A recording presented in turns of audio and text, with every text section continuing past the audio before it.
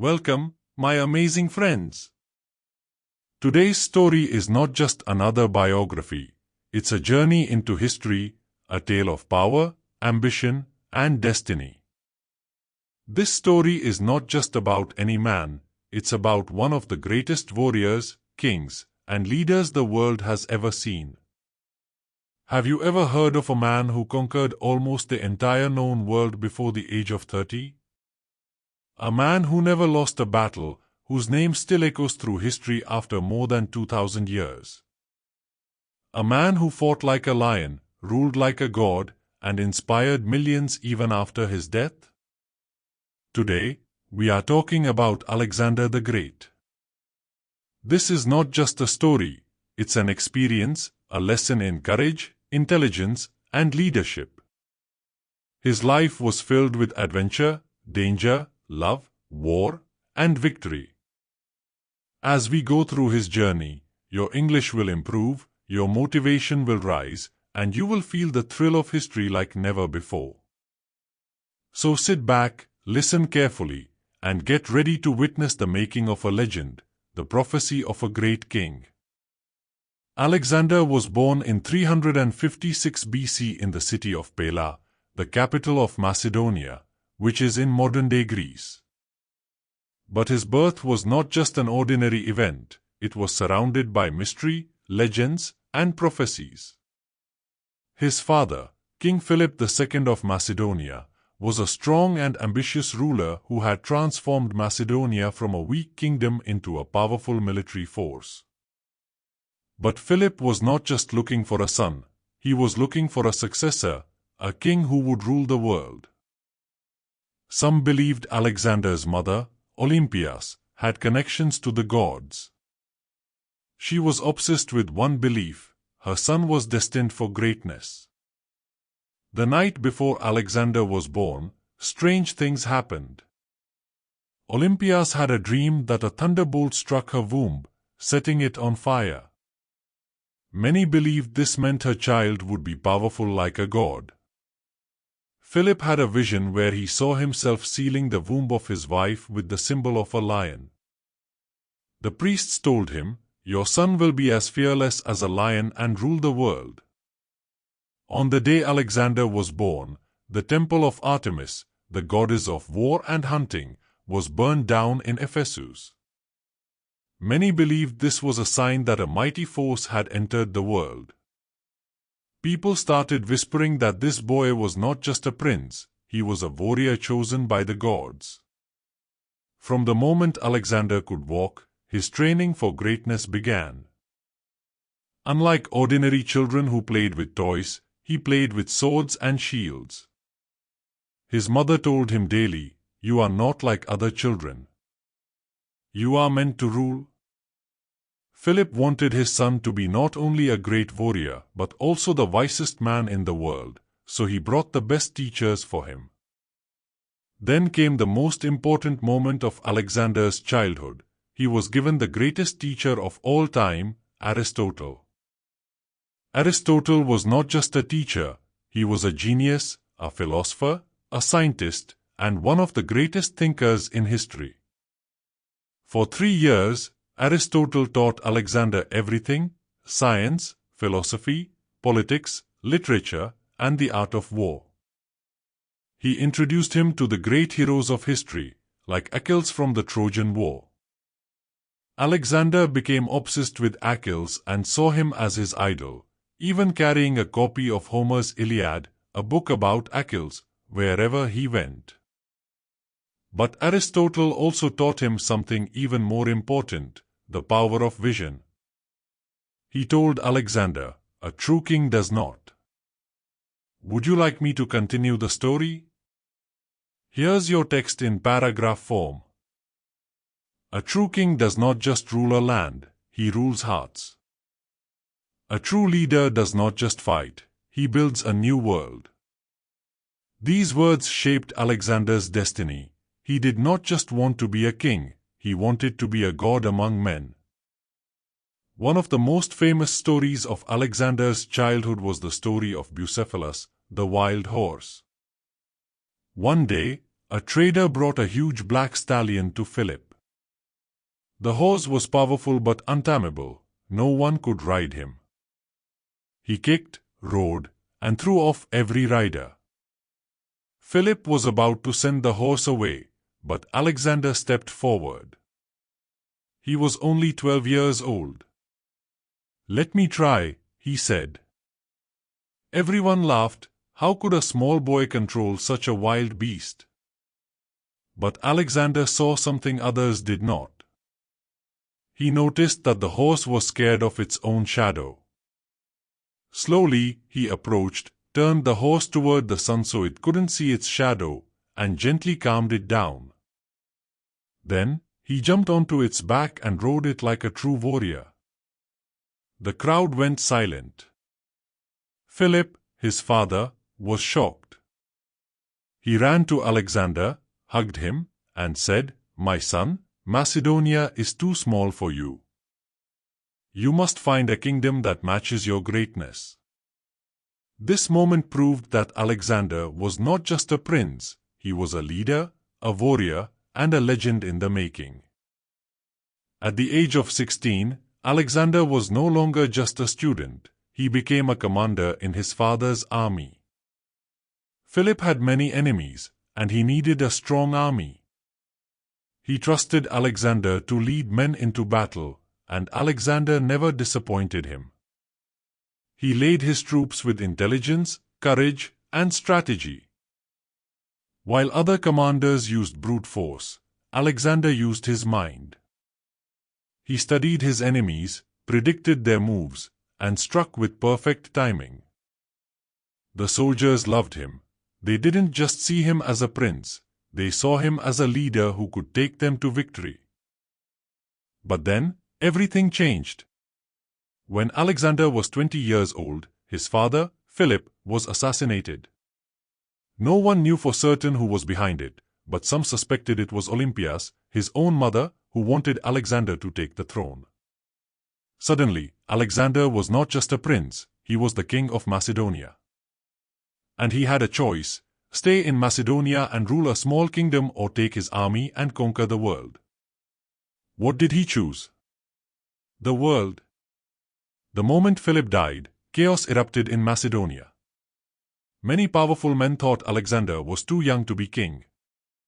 They wanted to take the throne for themselves. Some of Philip's closest generals, nobles, and even nearby kingdoms saw this as their chance to attack Macedonia and... Would you like me to continue the story? Here's your text in paragraph form. The enemies of Macedonia sought to destroy the royal family, but they had no idea who they were dealing with. Alexander was not an ordinary king. He didn't waste time mourning his father. Within days, he took control, declared himself the rightful king of Macedonia, and made it clear that he would not tolerate rebellion. His first challenge came from within his own people. Some nobles, including powerful generals, refused to accept him as king. Alexander acted swiftly.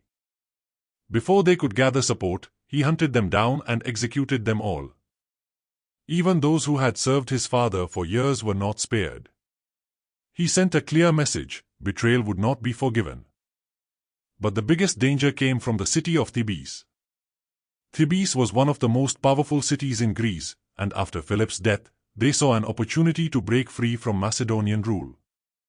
They gathered a huge army and declared war on Alexander, believing the young king would be weak and scared. They were wrong. Before Thebes could attack, Alexander marched his army straight to their gates. When the people of Thebes saw his forces, they laughed, confident in their strength. But Alexander struck like lightning. With brilliant strategy and unstoppable force, his army broke through the city walls. Within hours, Thebes was burning. Alexander gave one final order: destroy everything. His soldiers killed thousands, burned homes, and completely wiped out the city. Thebes, once one of the greatest cities of Greece, was gone forever. The message was clear: if you stand against Alexander, you will be erased from history. After the destruction of Thebes, every other city in Greece was terrified. Athens, Sparta, and other powerful cities immediately surrendered, realizing that Alexander was not just a king, he was a force of nature. Now, with all of Greece under his control, he turned his eyes toward his true goal, conquering the world. And the first step? Persia. At that time, the Persian Empire was the most powerful kingdom in the world. For centuries, Persia had controlled vast territories across Asia, Egypt, and even parts of Europe. King Darius III ruled over millions of people with an army so massive that no one had ever dared to challenge him. But Alexander was not afraid. He knew that Persia was rich, powerful, and full of resources. If he could conquer it, he would become the greatest king in history. So, he gathered his army, only 35,000 men. Would you like me to continue? Here's your text in paragraph form. Alexander prepared for war, but before leaving, he did something that shocked everyone. Before sailing to Persia, he made a decision no other general had ever dared. He burned his own ships. His soldiers were confused. "Why are we burning our way back home?" they asked. Alexander stood before them and declared, "We have two choices: conquer Persia and return home as kings, or die here." This was a turning point. There was no escape, no retreat. They had to win. With fire behind them and an empire ahead, Alexander and his army marched into Persia. The first Persian army stood waiting at the Granicus River. 40,000 Persian soldiers lined the opposite bank, ready to crush the young king. Alexander's generals were worried. "This battle is too dangerous. We should wait," they advised. But Alexander laughed. "I don't wait, I win," he replied. Without hesitation, he led his army straight into the river, charging at full speed. The Persians were stunned. No one had ever attacked like this. The battle was brutal, bloody, and fierce. Alexander fought like a demon, cutting down enemies with every swing of his sword. His horse, Bucephalus, carried him like a storm through the enemy ranks. Persian generals targeted him, but he was too fast, too strong. By the end of the battle, Persia had lost 10,000 men, while Alexander had lost barely 400. It was a complete victory. After the Battle of Granicus, city after city surrendered. Alexander moved like fire through Persia, capturing one stronghold after another. News of his victory spread all the way to King Darius III. Furious, Darius roared, "Who is this young fool who dares to challenge me?" Determined to crush Alexander, he gathered the largest army Persia had ever seen, more than 250,000 soldiers. This was the biggest challenge of Alexander's life, but he was not afraid. Standing before his men, he declared, "We are not just fighting for victory, we are fighting for history. We are fighting to become legends." Instead of chasing Darius immediately, Alexander turned south toward Egypt. Egypt was a rich and powerful land, but its people were tired of Persian rule and despised Darius III. When Alexander arrived, something surprising happened. There was no war. The Egyptians welcomed him as a hero, believing he was sent by their gods to free them from Persian control.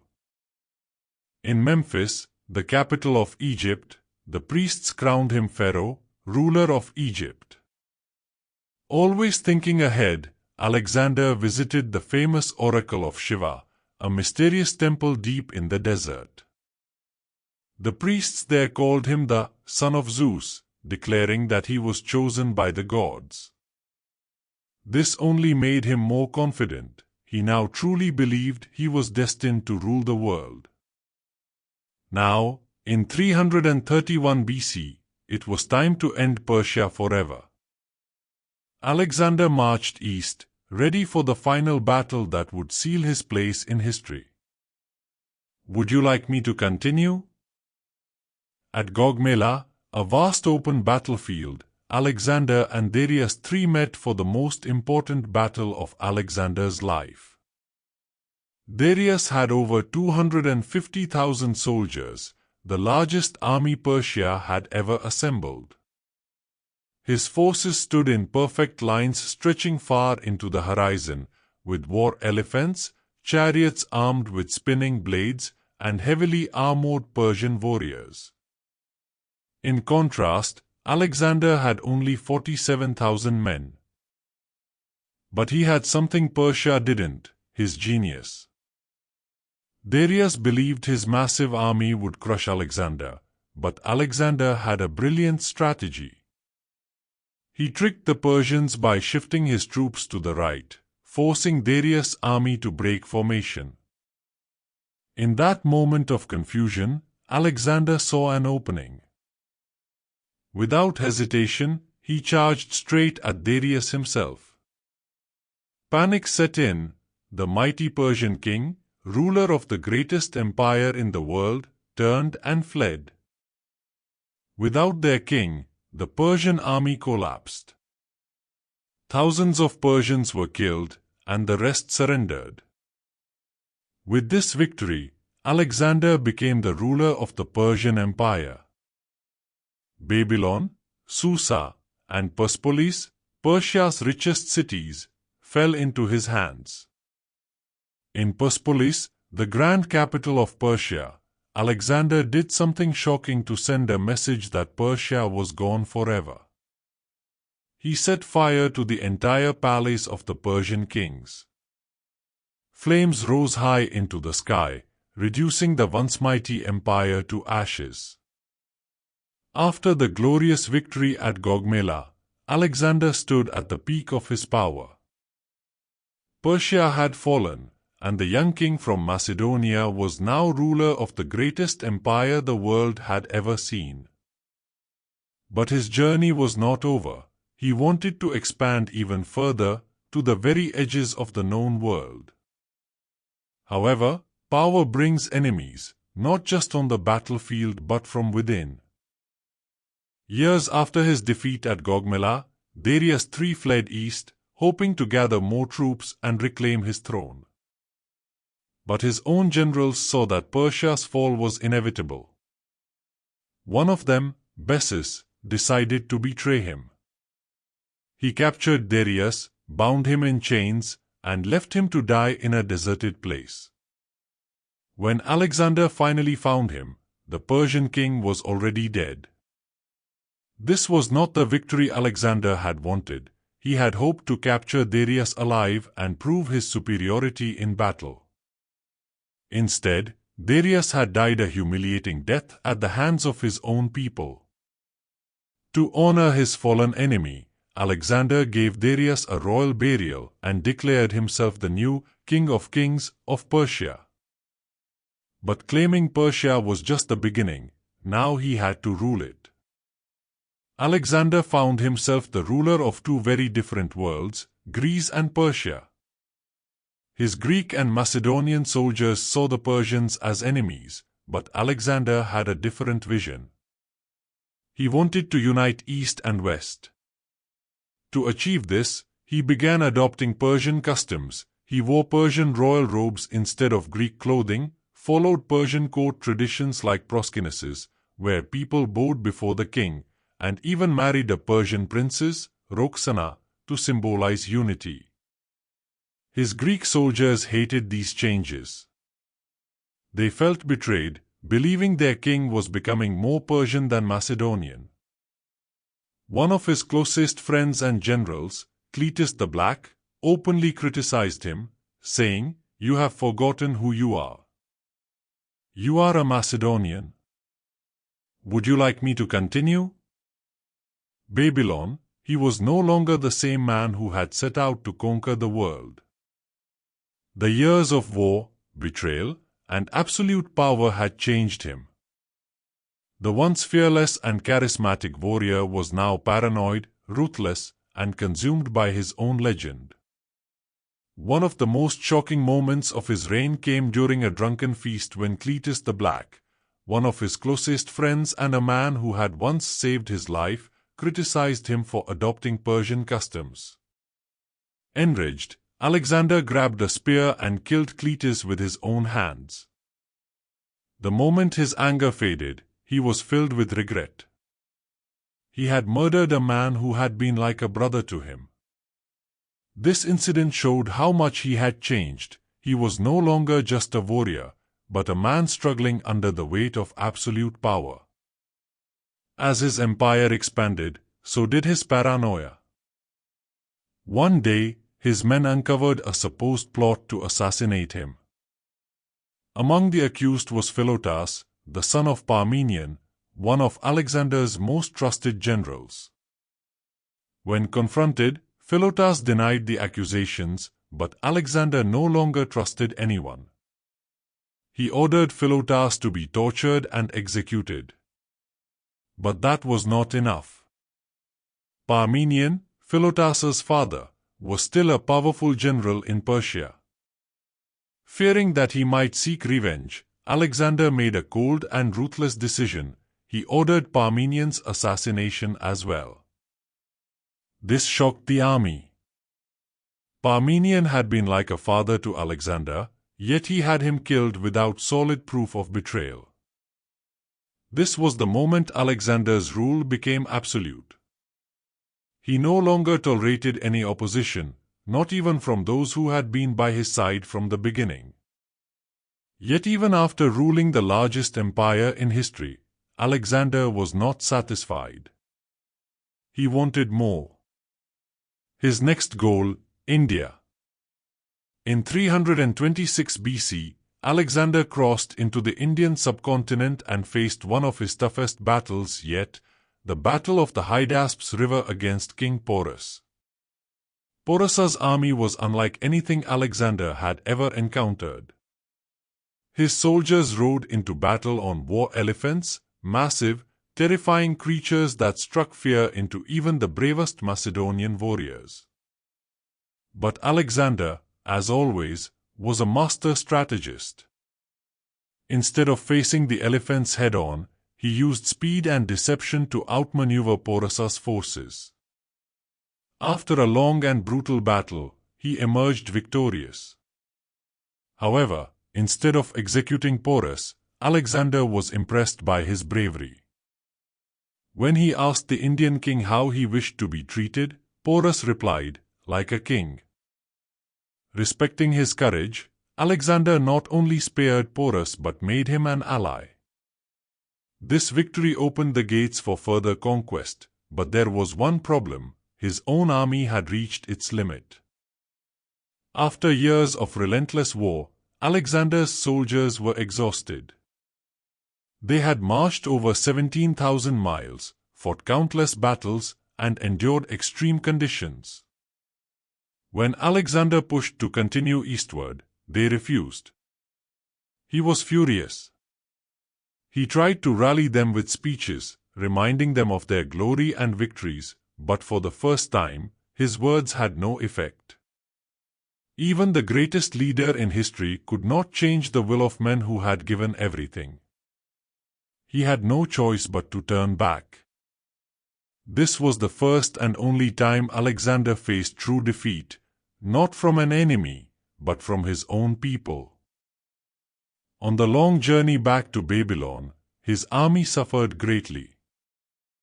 They crossed the harsh deserts of Persia, where thousands of soldiers died from thirst and starvation. When Alexander finally returned to Babylon, he was weary, changed, and facing an uncertain future.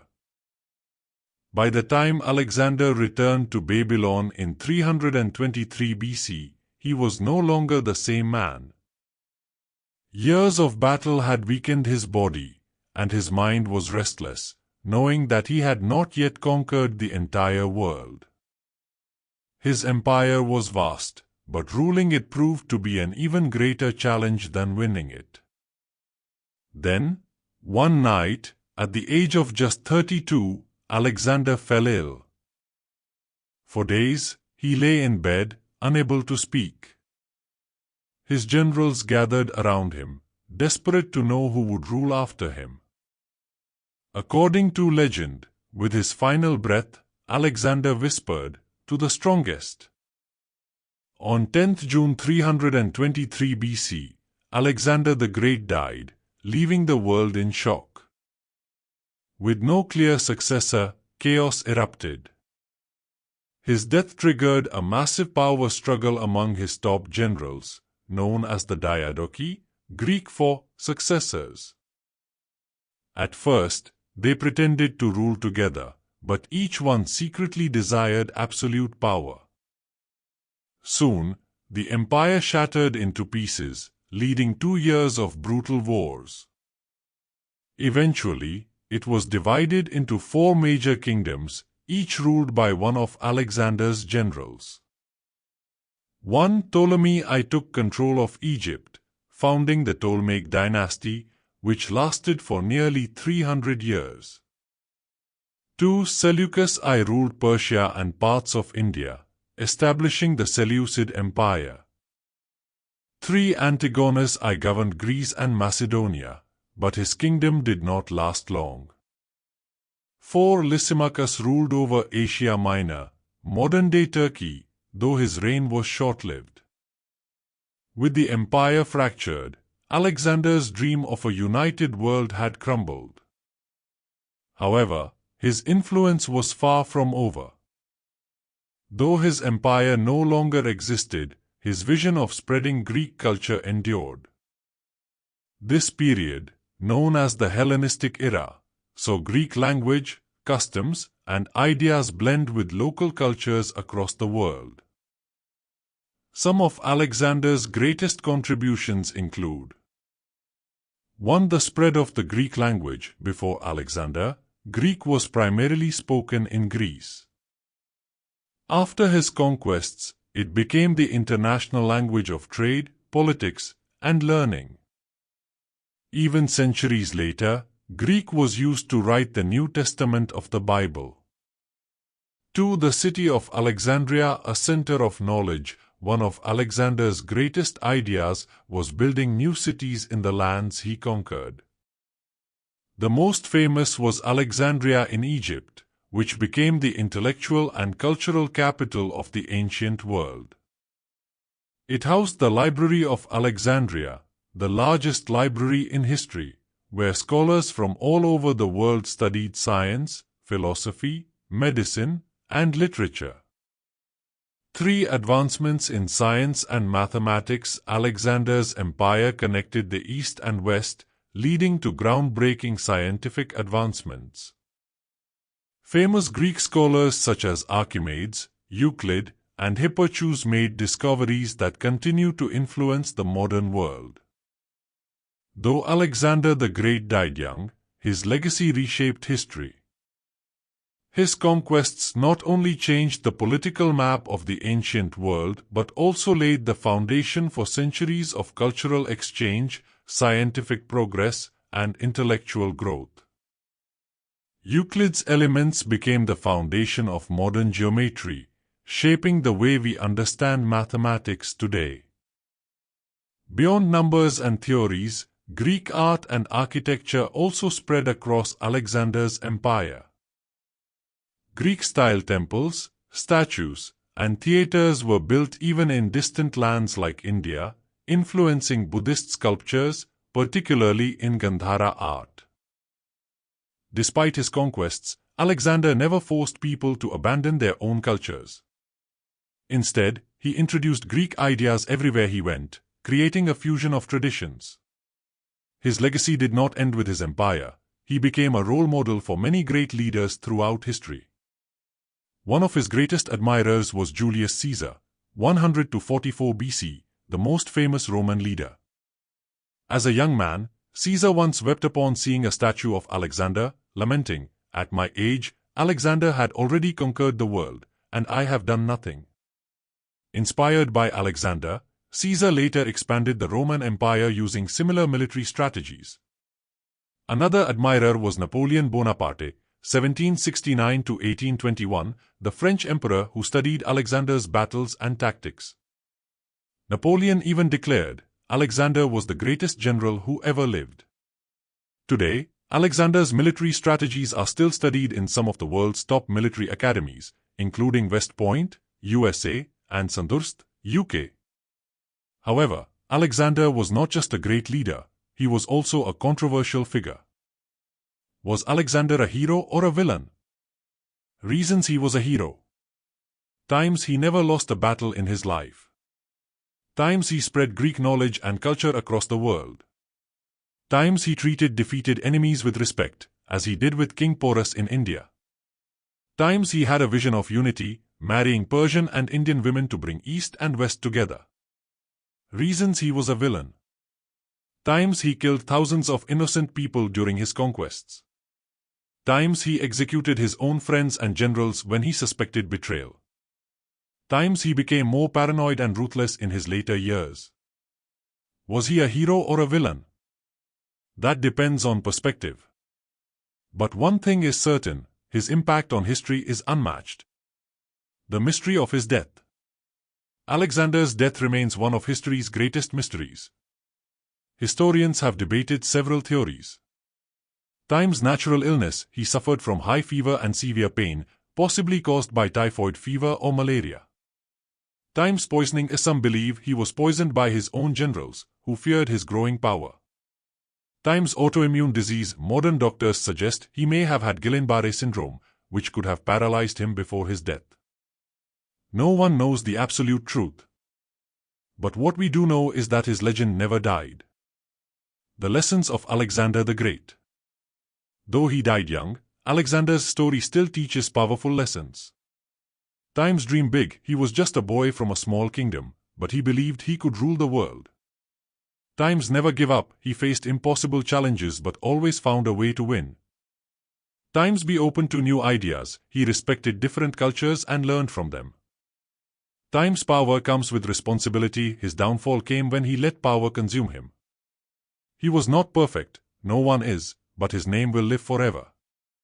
Even 2,300 years after his death, Alexander the Great is still remembered. His cities, like Alexandria in Egypt and Kandahar in Afghanistan, still exist.